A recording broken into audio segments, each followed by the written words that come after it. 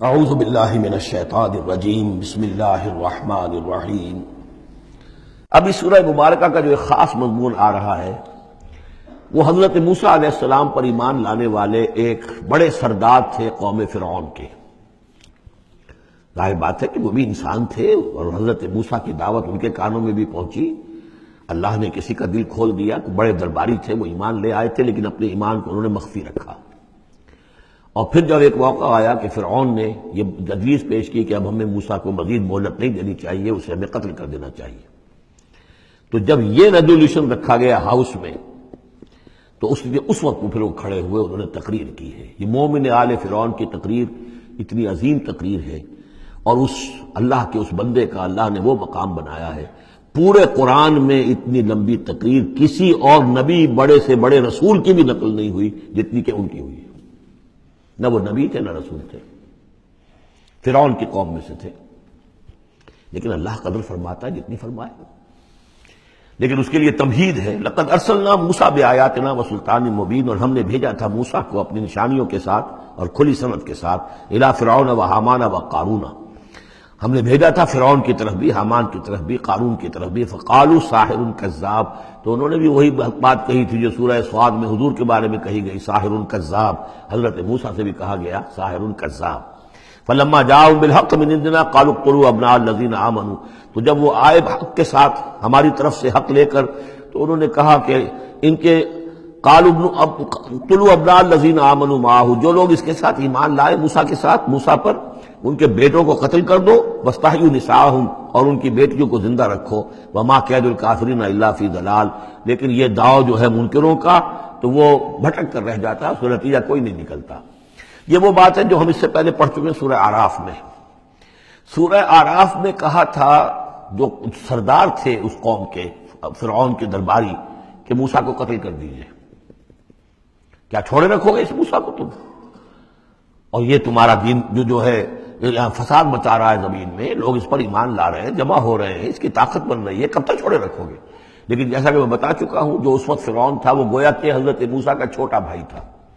حضرت موسیٰ کو اللہ تعالیٰ نے فرعون کے محل میں پلوایا ہے، اور پہلے اس کے ہاں بڑا جو بوڑھا تھا جو اب چھوڑ چکا تھا، تخت زندہ تھا اس وقت بھی لیکن تخت چھوڑ، منفتاخ اس کا نام تھا، منفتاخ تھا جس وقت کے اصل حکومت کر رہا تھا جب حضرت موسیٰ کو دریائے نیل سے نکالا ہے اس کے محل والوں نے، اور وہ قتل کرنا چاہتا تھا، لیکن اس وقت اس کی بیوی جو تھی، اور غالباً وہ حضرت آسیہ ہیں جن کا ذکر سورہ تحریم میں آئے گا، امرات فرعون، بہت نیک، کسی طریقے سے انہوں نے کہہ کے بچا لیا، قرۃ عین لی ولک، یہ تو میرے اور تمہارے لیے آنکھوں کی ٹھنڈک بن جائے گا۔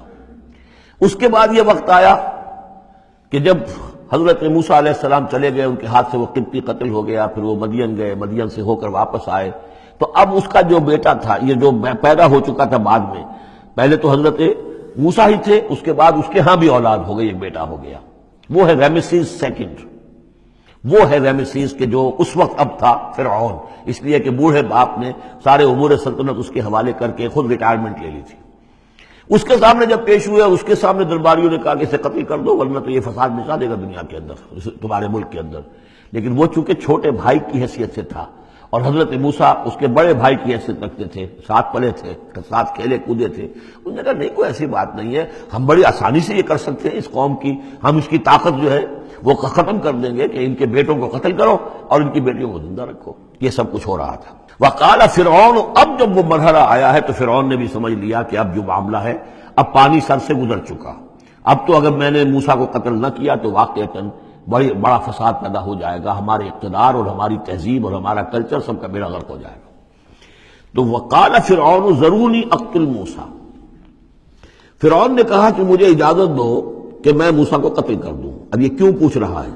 حالانکہ رب ہونے کا مدعی ہے، مطلق العنان بادشاہ، لیکن اسے اندازہ ہو گیا تھا کہ میرے اپنے لوگوں میں کچھ اثرات پیدا ہو چکے ہیں اب حضرت موسیٰ کی دعوت کے، اگر میں نے بغیر کنسنسس ڈیولپ کیے ہوئے تمام درباریوں کو اپنے کانفیڈنس میں لیے بغیر اگر کوئی اقدام کر دیا تو ہو سکتا ہے کہ اندر سے کوئی بغاوت ہو جائے، لہذا اب وہ عدالت کے سامنے وہ مطلق العنان بادشاہ جو ہے وہ اپنے دربار میں رکھ رہا ہے، ضروری اقتل موسیٰ، مجھے اب تم اجازت دو، late us kill him, let us do away with him. وَلْيَدْعُ رَبَّهُ، اور پکار لے وہ اپنے رب کو، ہمارے قتل کرنے کے مقابلے میں بچانے کے لیے پکار لے اپنے رب کو اگر بچا سکتا ہے۔ انی اخاف ان یبدل دینکم، مجھے اندیشہ ہے وہ تمہارا دین بدل دے گا، وَأَن یظہر فی الارض الفساد، یا زمین میں بہت بڑا فساد پیدا کر دے گا۔ وقال موسیٰ، اور موسیٰ نے کہا، یہ بات ان تک پہنچی ہوگی کہ دربار میں یہ مشورہ ہو رہا ہے، انہوں نے فرمایا انی عذت بربی وربکم، میں تو پناہ پکڑتا ہوں اپنے رب کی اور تمہارے رب کی، من کل متکبر، ہر متکبر کے مقابلے میں، لا یؤمن بیوم الحساب، جو یوم حساب پر ایمان نہیں رکھتا۔ وقال رجل مومن من آل فرعون یکتم ایمانہ، اور کہا ایک مومن مرد نے جو آل فرعون میں سے تھا، یکتم ایمانہ، وہ ابھی تک اپنے ایمان کو چھپائے ہوئے تھا۔ گویا کہ یہ وقت تھا کہ اب وہ کھڑا ہوا، انہوں نے کہا کہ گویا کہ اب بن رہا ہے کہ میں ڈٹ کر بات کروں، اس لیے کہ یہ اقدام اگر فرعون نے کیا تو مسئلہ جو ہے اب وہ صورتحال بگڑ سکتی ہے۔ یہ ہے تقریر جو شروع ہو رہی ہے۔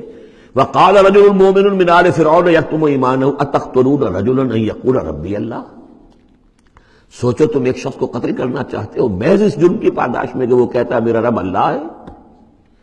یہی الفاظ کہتے حضرت ابو بکر صدیق نے جب ایک مرتبہ ہجوم کیا ہے، مشرکین مکہ نے حضور پر حملہ کیا ہے، تو حضرت ابو بکر آڑے آئے ہیں اور یہ الفاظ کہے انہوں نے، اتقتلون رجلا ان یقول ربی اللہ، کیا تم ایک شخص کو قتل کرنا چاہتے ہو، یعنی محمد کو صلی اللہ علیہ وسلم؟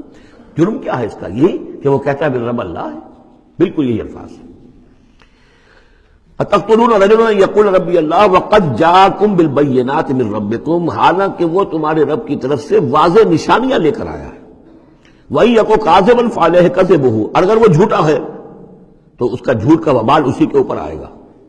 وَإِن يَكُ صَادِقًا، اور اگر سوچ لو اگر وہ سچا ہوا، يُصِبْكُمْ بَعْضُ الَّذِي يَعِدُكُمْ، تو پھر تم پر وہ کچھ چیزیں آئیں گی جس کی کہ وہ دھمکی دے رہا ہے اور تمہیں بتا رہا ہے عذاب الہی آئے گا اور تم تباہ و برباد کر دیے جاؤ گے۔ اگر سچا ہے تو تم پر پھر وہ عذاب آئے گا۔ ان اللہ لا یہدی من ہوا مسرف کذاب، اللہ تعالیٰ راہ یاب نہیں کرتا ان کو کہ جو مسرف ہوں، حد سے بڑھنے والے اور کذاب ہوں، جھوٹے ہوں۔ یا قوم لکم الملک اليوم، اے میری قوم کے لوگوں آج تو اختیارات تمہارے ہاتھ میں ہیں، تمہاری بادشاہت ہے، تمہاری حکومت ہے، ظاہرین فی الارض، تم زمین میں غالب ہو، تمہارا ڈنکا بج رہا ہے۔ فمن ینصرنا من باس اللہ ان جاءنا، تو اگر کہیں اللہ کا عذاب ہم پر آ گیا تو کون مدد کرے گا، کون بچائے گا اللہ کے عذاب سے؟ قال فرعون، اب دیکھیے اس کا نتیجہ کیا نکلا ہے کہ فرعون جیسے کہ بے بس سا ہو کر کہہ رہا ہے، یہ پہلا رد عمل ہے اس کا، ما اریکم ما ارا، دیکھو بھائی میں تو جو کچھ میری رائے ہے وہ میں نے پیش کی ہے، میں نہیں دکھا رہا تمہیں مگر وہی جو میں دیکھ رہا ہوں۔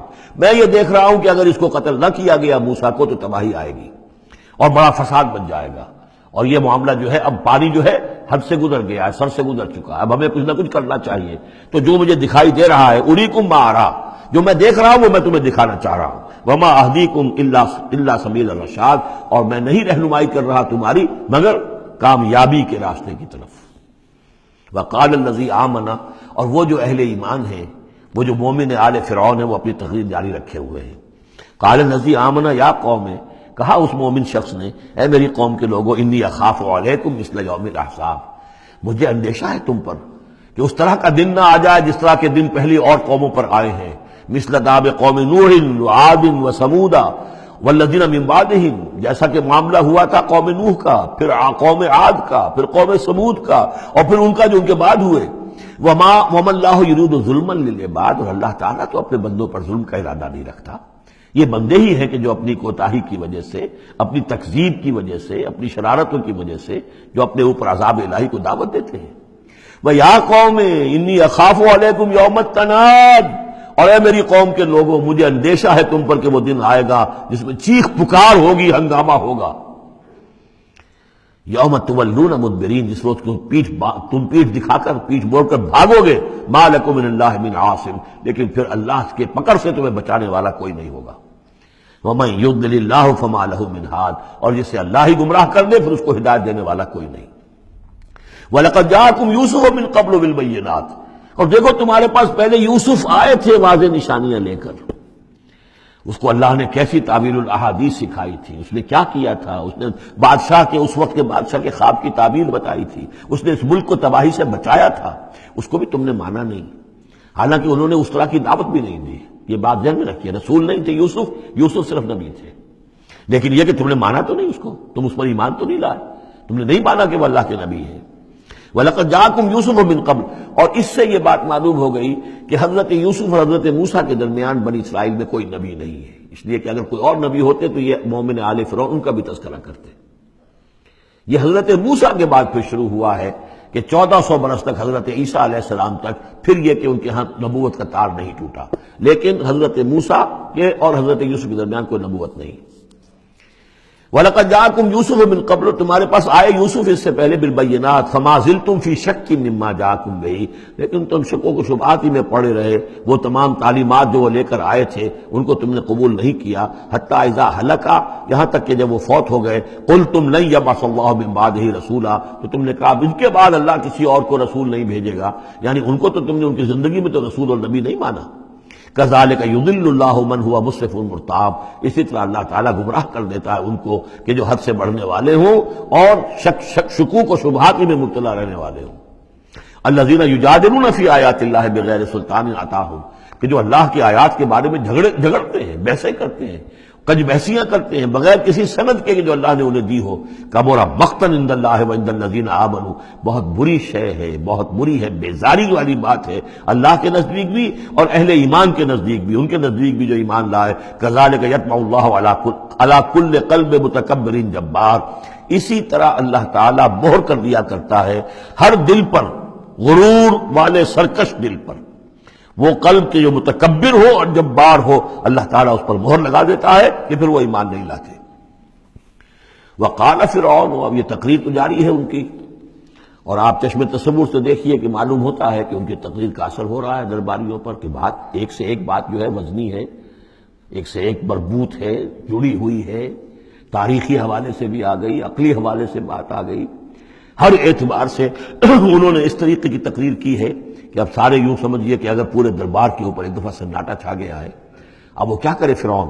قال فرعون یا حامان، فرعون نے کہا ہے حامان، وہ یہ وزیر تھا اس کا، ابن لی سرحن، اب میرے لیے ذرا ایک بڑی عمارت بناؤ، لعلی ابلغ الاسباب، تاکہ ہو سکتا ہے کہ میں پہنچوں جو آسمان کے اسباب السماوات، آسمان کے راستوں تک میں پہنچ جاؤں. فاطلع الی الہ موسیٰ، اور پھر میں جھانک کر دیکھوں اور مطلع ہونے کی کوشش کروں الہ موسیٰ کون ہے جس کا ذکر یہ کر رہا ہے موسیٰ. وانی لاظنہ کاذبا، اور میرا گمان تو یہ کہ وہ جھوٹ بول رہا ہے. وکذالک زین لفرعون سوء عملہ، اسی طرح فرعون کے لیے اس کا برا عمل بھی مزین کر دیا گیا، وہ اسی میں مگن رہا. وصد عن السبیل، اور اس کو روک دیا گیا صراط مستقیم سے، سیدھی راہ سے. وما کید فرعون الا فی تباب، اور یہ ساری چال فرعون کی وہ سب کی سب جو ہے ناکام ہوئی اور تباہ و برباد ہونے کے واسطے تھی. یہ گویا کہ کھسیانی بلی کھبا نوچے والی بات ہے. پہلے تو اس کی بے بسی تھی، ما اریکم الا ما ارا وما اہدیکم الا سبیل الرشاد، میں نے جو بات مجھے صحیح معلوم ہوتی تھی وہ میں نے آپ کے سامنے رکھ دی، باقی معاملہ آپ جانیں. لیکن میں آپ کو جس راستے کی رہنمائی کر رہا ہوں کہ قتل کر دو اب موسیٰ کو، اب مزید مہلت نہ دو، کامیابی اسی میں ہے. اب یہاں جو اثر ہو چکا ہے حضرت موسیٰ کی تقریر کا، اب یہاں وہ کھسیانہ سا ہو کر رہتا ہے کہ اچھا بھائی بناؤ ذرا کوئی ایک بڑی سی دیوار کو، بڑا اونچا مینار بنانا اس پر، تاکہ میں اس پر چڑھ کر دیکھوں آسمان کے اندر کہ کہیں واقعی کوئی موسیٰ کا خدا ہے.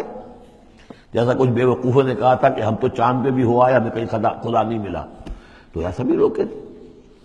صدق اللہ العظیم.